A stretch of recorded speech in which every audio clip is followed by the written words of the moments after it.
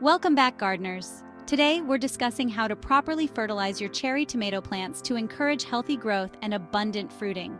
Let's explore the best fertilizers and the right timing to get the most out of your plants. Cherry tomatoes thrive with a balanced fertilizer, such as a 10-10-10 or 5-10-10 mix, which provides equal amounts of nitrogen, phosphorus, and potassium. Nitrogen promotes leaf growth, while phosphorus and potassium support flower and fruit development. Opt for an organic or slow-release fertilizer to provide nutrients gradually. Timing is crucial when fertilizing cherry tomatoes. Start by incorporating fertilizer into the soil at planting time. Once your plants start flowering, switch to a phosphorus-rich formula and feed every 4 to 6 weeks. Be careful not to overfeed, as too much fertilizer can lead to excessive foliage and fewer fruits.